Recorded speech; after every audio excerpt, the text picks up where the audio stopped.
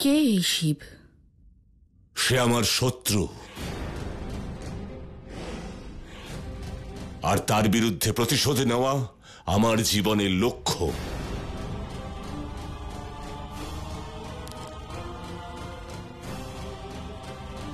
বাবার শত্রু মানে আমার শত্রু।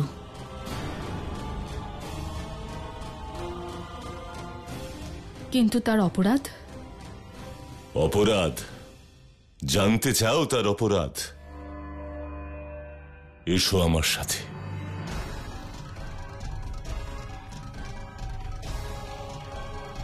স্বামী, আপনি আপনার কন্যাকে শিবের বিরুদ্ধে অগ্রসর করতে পারেন না।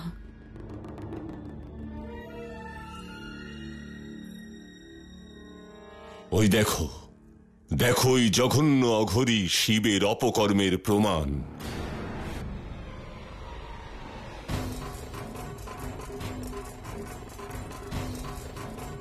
এই ছিন্ন মস্তক কার? আমার বাবার।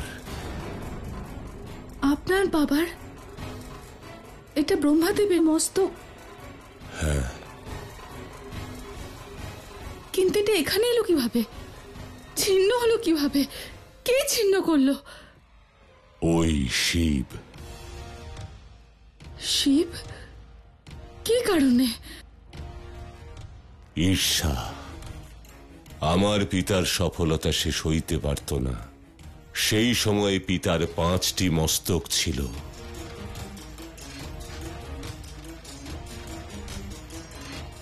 এত বড় অপমান করেছিল সে পিতাকে, এত বড় অপমান। আমি তার বিরুদ্ধে কোনো প্রতিশোধ নেবার আগেই কোথাও একটা লুকিয়ে পড়ল সেই কাপালিক। এবার আপনার কন্যা এর প্রতিশোধ নেবে। ও যেখানে লুকিয়ে থাক, খুঁজে তাকে শাস্তি দেব।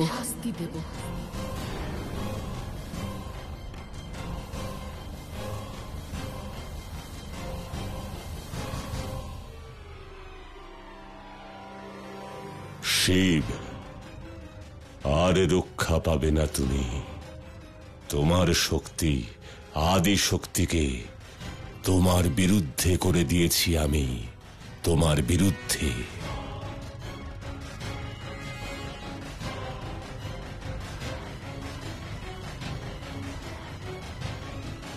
আর একদিন সেই যোদ্ধা রাজকুমারী নিজের পিতা প্রজাপতি দক্ষের কাছে অনুমতি নিয়ে তার শত্রু শিবকে খুঁজে বের করার সিদ্ধান্ত নেয়।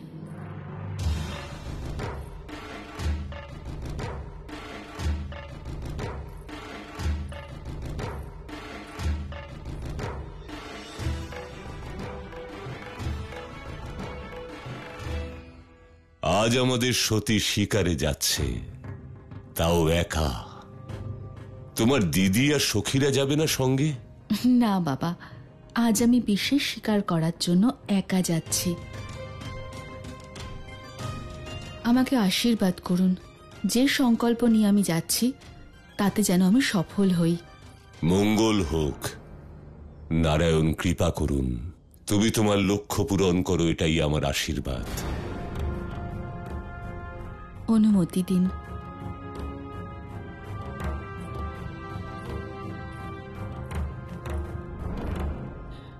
ও একাই যাচ্ছে? আপনি একবারও ওকে জিজ্ঞেস করলেন না যে ও কোথায় যাচ্ছে, কেন যাচ্ছে? আমি জানি ও কোথায় যাচ্ছে। কোথায়? ওর বাবার শত্রু ওই শিবের খোঁজে যাচ্ছে।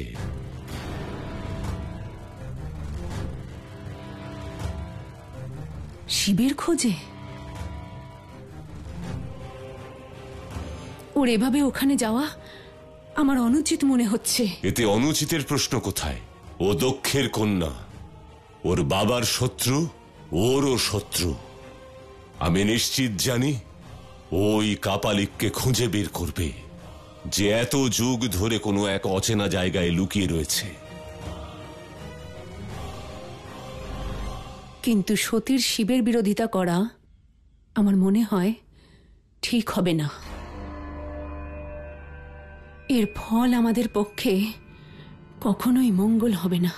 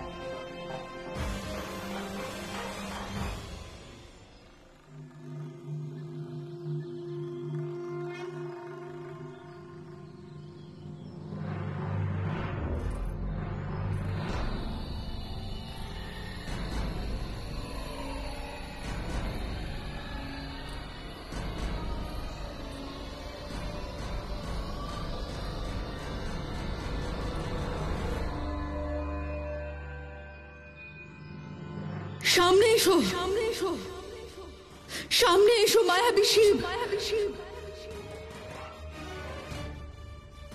তুমি আমার পিতামহ ব্রহ্মাদেবের মস্তক ছিন্ন করেছো।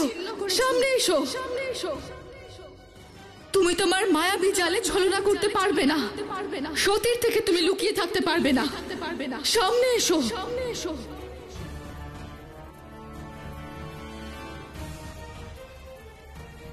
সতীর হাতে শাস্তি পাওয়ার জন্য প্রস্তুত হও।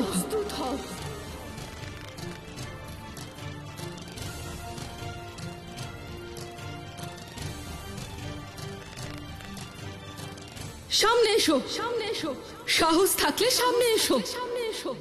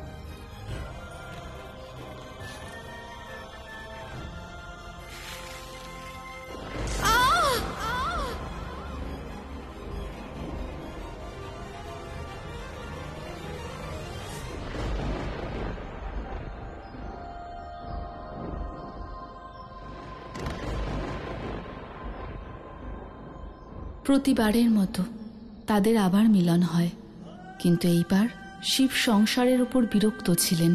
ওনার হৃদয় ব্যথায় পরিপূর্ণ ছিল, আর সতীর মন প্রতিশোধের আগুনে।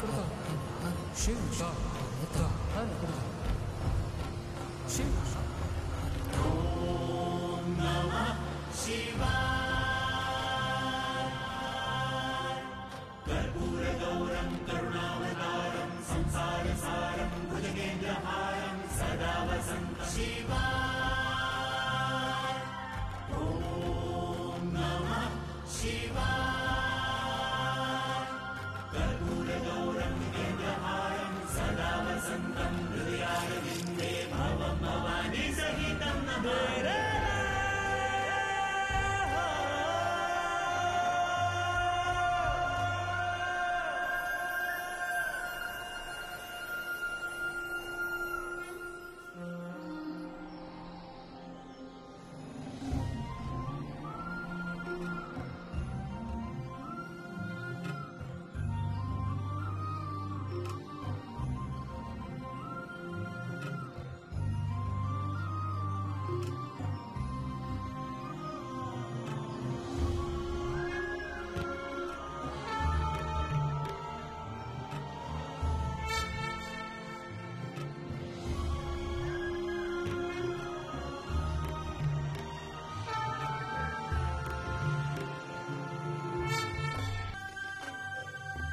যে শিবকে প্রজাপতি দক্ষ আর সম্পূর্ণ সংসার যুগ যুগান্তর ধরে খুঁজে পায়নি, তাকে সতী খুঁজে বের করলেন।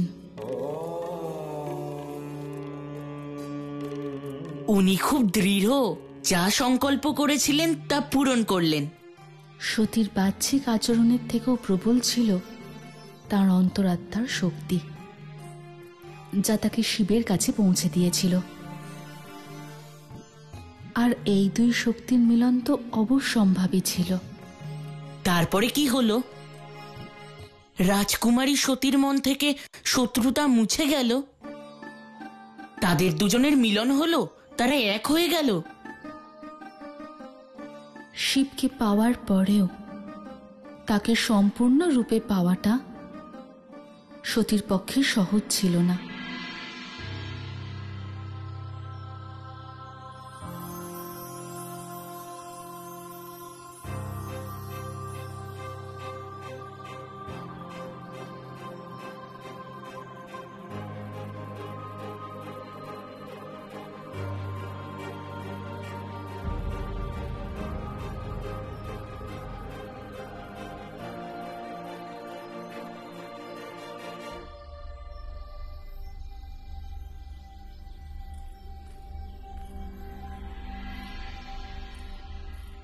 কোথায় লুকোলে?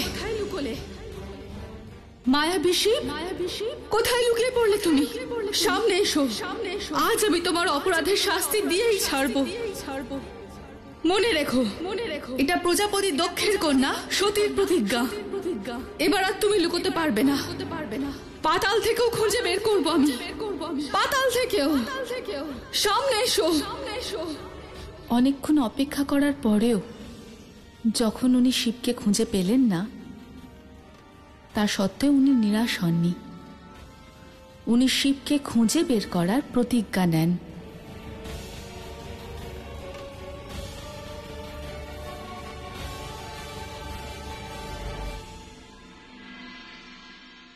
কারণ সতী এখনো ভালোবাসা ও ঘৃণার মাঝখানে দাঁড়িয়েছিলেন, নিজের বিচলিত মনকে সঙ্গে নিয়ে।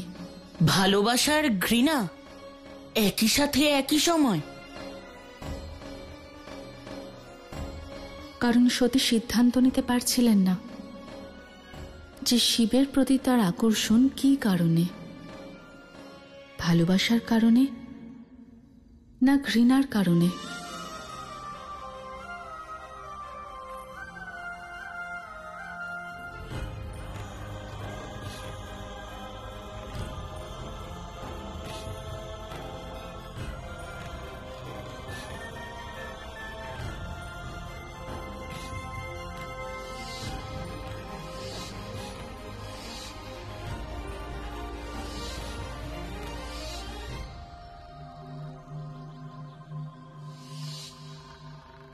কে এই শিব? সে আমার শত্রু, আর তার বিরুদ্ধে প্রতিশোধ নেওয়া আমার জীবনের লক্ষ্য। এই ছিন্ন মস্তক কার? আমার বাবার। কে ছিন্ন করলো? ওই শিব। ব্যাস, অনেক হয়েছে। তুমি নিজের মায়ায় আমাকে ভোলাতে পারবে না। মায়াবী শিব আমার অন্তর মনকে বশ করতে পারবে না। বাবা ঠিক বলেন, মায়াবী তুমি, আমার ভ্রম। শুনতে পাচ্ছ তুমি? তুমি আমার ভ্রম। সতী?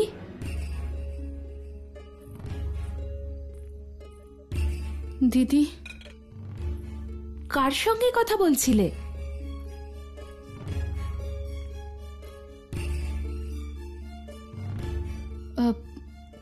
দিদি আসলে সতী, তুমি ঠিক আছো তো?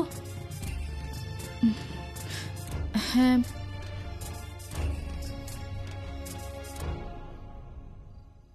বুঝে গেছি।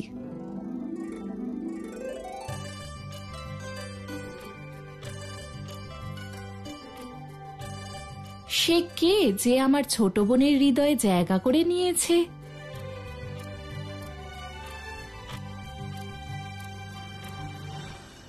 সতীর হৃদয় জায়গা করে নেওয়া এতটাও সহজ নয়।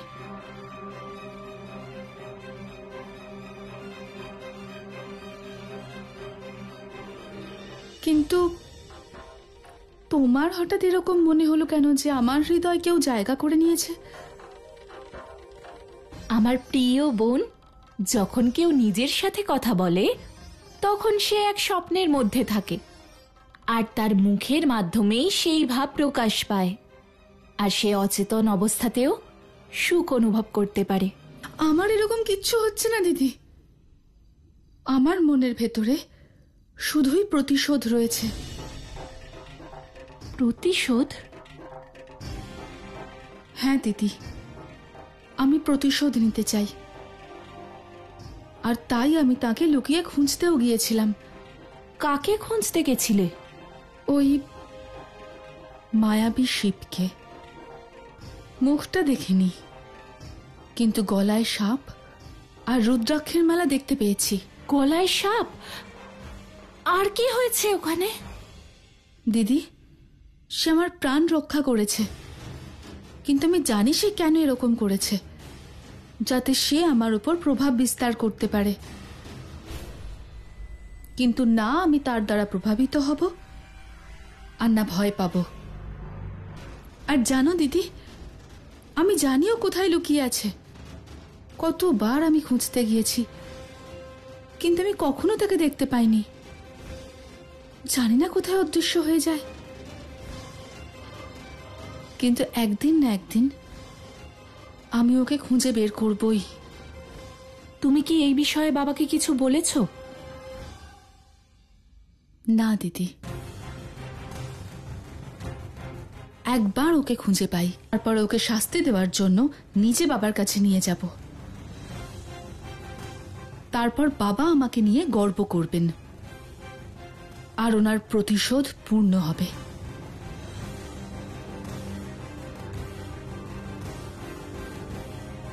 কিন্তু আমাকে তোমার এই সিদ্ধান্তের বিষয়ে বাবাকে জানাতেই হবে সতী।